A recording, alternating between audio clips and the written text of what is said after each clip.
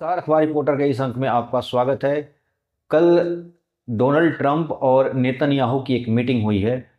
आप कह सकते हैं कि भाई डोनाल्ड ट्रंप और नेतन्याहू की मीटिंग हुई तो इसमें क्या कोई खास बात है। बड़े नेता तो आपस में मिलते ही रहते हैं, लेकिन इसमें कुछ खास बात है। आपको याद होगा कि जब इजराइल ने कुछ पेमेंट दिया था हथियार के लिए, जब वाइडन की सरकार थी तो वाइडन ने उस हथियार को रोक दिया था, यानी डिलीवर नहीं किया था। और इजराइल ने पैसे मांगे तो पैसे भी नहीं उनको दिए गए थे। और बात ये कहा गया था कि इन हथियारों से फ़लस्तीन में ज़्यादा खून खराबा हो जाएगी, इसलिए हम नहीं चाहते हैं कि ये हथियार इजराइल को हम दें। अभी डोनाल्ड ट्रंप का समय आ गया है, तो डोनाल्ड ट्रंप ने वो हथियारों को इजराइल को देने के लिए रेडी हो गए हैं कि ये हथियार इजराइल को दिए जाएंगे। और जब उनके पूछा गया कि, तो उन्होंने ये बोला कि भाई इसके पेमेंट हम पहले से ले चुके हैं, तो जब पेमेंट हो चुका है तो फिर हम कैसे रोक सकते हैं इसको। और दूसरी बात कि यही नहीं रुके वो, और भी कुछ एक्स्ट्रा सेगमेंट्स के लिए भी उन्होंने डील कर ली है, यानी और भी कुछ हथियार और अलग से इजराइल को दिए जाएंगे। अब ये मीटिंग जो हुई है, ये मीटिंग देखा जाए तो सिंपल मीटिंग है, लेकिन इसका असर दूरगामी होने वाला है। यानी ये हथियार इस्तेमाल होंगे। इजराइल आज के डेट में पहले से ज़्यादा ताकतवर हो चुका है, उसके जितने राइवल्स गुट थे लगभग उनको कमज़ोर कर दिया है। और सीरिया में भी रिजीम चेंज हो चुका है, यानी एक तरह से जो सप्लाई लाइन था उनके विरोधियों का, वो काट दिया है उसने। तो अब सवाल ये होता है कि अब उसका दूसरा चुनौती कहाँ से मिल रही है। तो दूसरी चुनौती उसको मिल रही ईरान से। यानी ईरान में भी ये लोग रिजीम चेंज करने का कुछ ना कुछ इंतजाम करेंगे, और ईरान भी इस बात को समझ रहा है कि ऐसा खेल होगा। और जो हथियार के दूसरे लॉट उसको मिल रहे हैं, उसका इस्तेमाल ईरान के खिलाफ ही हो सकता है। अब पूरे वर्ल्ड जियो पॉलिटिक्स में एक केंद्र बन गया है ईरान, यानी अमेरिका, इजराइल और एक ईरान आ गया है। यानी सीरिया तो अब ख़त्म हो चुका है, सीरिया में तख्ता पलट हो गया, दूसरे लोग आ चुके हैं, यानी दूसरी पावर आ गए हैं। अब बचा ईरान। ईरान में भी देखा जाए तो अ, नेतन्याहू और ट्रंप एक सत्ता पलटने की कोशिश कर सकते हैं। और जो खुमैनी हैं, तो खुमैनी भी कमज़ोर नेता तो नहीं है, ये बात कहना गलत होगा कि इतना आसान नहीं है कि सीरिया की तरह वहाँ भी तख्ता पलट कर दिया जाए। आसान नहीं है, लेकिन कोशिश तो होगी, और कोशिश न भी हुई तो हथियार तो बिकेंगे ही बिकेंगे। पूरी दुनिया में युद्ध के पीछे जो खेल चल रहा है वो ट्रेड का है। यानी पहले बम गिराओ, बिल्डिंगों के गिराओ, वहाँ पर इंफ्रास्ट्रक्चर को तहस नहस करो, और फिर अपने ही किसी कंपनी को वहाँ पर मेंटेनेंस के लिए भेज दो, अपने ही किसी आदमी को हथियार बेचने के लिए भेज दो। ये दुनिया का खेल है।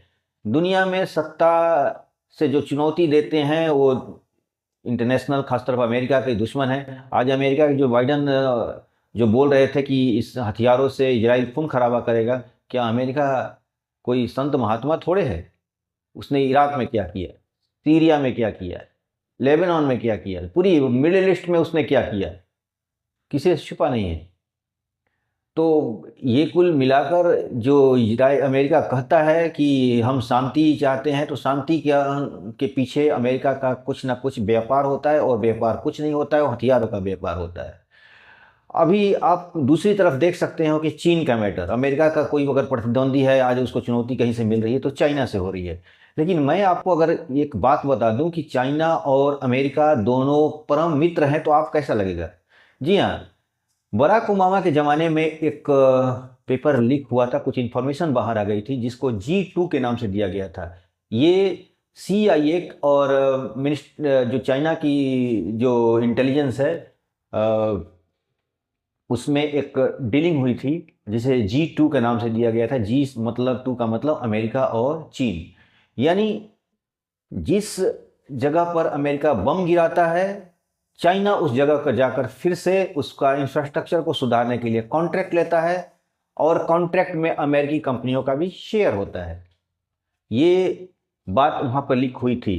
यानी कुछ ना कुछ जो इंडिया में भी हुआ था, डोकलाम में या लद्दाख वाले एरिया में, जिसने अमेरिका ने कुछ इस तरह का सैटेलाइट तस्वीरें भेजी थी जिसमें इंडिया के कुछ एरिया पर चाइना का इंफ्रास्ट्रक्चर डेवलपमेंट और इस तरह की तस्वीरें जो आई थी। बाद में इंडिया थोड़ा अलर्ट मोड में आ गया। और लेकिन मज़े की बात तो देखिए कि जो अलर्ट भेजने वाली सैटेलाइट जो जिस कंपनी के माध्यम से, वो ब्लैक स्काई थी, और ब्लैक स्काई भी चाइना का उसमें शेयर था। यानी ये कैसे हो सकता है कि चाइनीज एक ऐसी कंपनी जिसमें चाइना के शेयर हो, वो तस्वीरें भारत को भेज रही थी। यानी कहीं ना कहीं ये दोनों देश एक तरह से, मैं इस पर कंफर्म नहीं हूं, लेकिन एक अनुमान लग रहा है कि दुनिया में कुछ भी संभव है। जो लोग, ये व्यापारी लोग हैं, अपने व्यापार के लिए, अपने ट्रेड के लिए कहाँ तक गिर सकते हैं, इसका अंदाज़ा लगाना बहुत मुश्किल है। यानी आप खुद भी देखते होंगे कि अमेरिकन कम जहाँ पर जाकर बम गिराते हैं, पीछे से चाइना उसको, जैसे एग्जाम्पल के तौर पर आप देख लिए अफगानिस्तान। अफगानिस्तान में भी अमेरिका ने कितना तबाही मचाई। अमेरिका ने चारों तरफ तालिबान को हटाओ, अलकायदा को हटाओ, वहाँ पर बम गिराए, तोड़ फोड़। और बाद में चाइना ने क्या किया, फिर इंफ्रास्ट्रक्चर डेवलपमेंट के लिए चाइनीज कंपनी आ गई है। लेकिन क्या आप समझते हैं कि अगर देखा जाए तो चाइनीज कंपनी में अमेरिकन का भी शेयर होता है। तो ये खेल तो चलता रहता है। तो इसलिए जो ईरान वाला जो मैटर आया हुआ, तो ये मत समझिए कि ईरान में बहुत बड़ा तख्ता पलट हो जाएगा तो कुछ ये हो जाएगा। हो भी सकता है, मैं ये नहीं कह सकता आपका तख्ता पलट नहीं होगा, हो भी सकता है। और अपने एक कोई पिट्ठू को बैठा दिया जाएगा और फिर बाद में उसे किसी थर्ड पार्टी को दुश्मन बनाया जाएगा, फिर उसको हथियार बेचा जाएगा। वो भी अपनी दुनिया को उसकी प्रोपेगेंडा एजेंसी दिखाएगी कि देखिए, ईरान पे इन देशों से खतरा है, उन देशों से खतरा है, सऊदीया से खतरा है, इधर से उधर से खतरा है, और फिर बाद में वही लोग अमेरिकन हथियार को खरीदेंगे। तो ये खेल चलता रहता है और ये चलेगा। और इस पर मैं इतना डीप में नहीं जा सकता हूँ। इनका एक हर देश में उनका एक प्रोपेगेंडा एजेंसी होती है। हर देश का अपना एक काम करने का तरीका होता है, व्यापार करने का तरीका होता है, उनका अपना तरीका है। लेकिन ये कह देना कि भाई हम शांति के लोग हैं, हम शांति चाहते हैं, लेकिन तो ये अमेरिका कहेगा तो थोड़ा हंसी की बात आ जाती है कि अमेरिका जो दुनिया को तबाह किया, आज अमेरिका वही कह रहा है कि हम शांति चाहते हैं। तो इसलिए ये जियो पॉलिटिक्स में कोई दुश्मन होता नहीं है। जो दुश्मन दिखता भी है, वाकई पीछे से उसके दोस्त भी हो सकता है, सामने से दुश्मन दिखता है। न्यूज एजेंसी, अखबार, मीडिया उसे दुश्मन बताती है, लेकिन सच्चाई तो यही होती है कि दोनों पीठ पीछे एक साथ एक टेबल पर डिनर भी करते हैं। तो ये चलते रहता है, ये दुनिया का दस्तूर है। दुनिया में इस तरह के ड्रामे खूब होते रहते हैं। तो आपको लगता है कि क्या चाइना और अमेरिका एक दूसरे के प्रतिद्वंदी है? तो हो सकता है व्यापारिक प्रतिद्वंदिता रहती है, लेकिन ये भी कहना कि वो बहुत बड़े दुश्मन है, एक दूसरे को राइवल्स हैं, टक्कर लेंगे, ऐसा कुछ नहीं है। दोनों G2 का पार्ट भी हैं, ये भी जान लीजिए। इसलिए भारत को अभी इस पर एतबार नहीं करना चाहिए, क्योंकि अमेरिका को भारत की अभी, और भारत को अमेरिका की ज़रूरत है, एक दूसरे को की ज़रूरत है, इसलिए है। और भारत की एजेंसियां भी इस बात को समझ रही होंगी। हम जैसे लोग जब ये बात समझ रहे हैं, तो भारत की इतनी बड़ी एजेंसियां वो भी समझती होगी खेल के पीछे अमेरिका और चाइना का क्या अपना गेम चल रहा है। इसमें हम कुछ नहीं कर सकते हैं।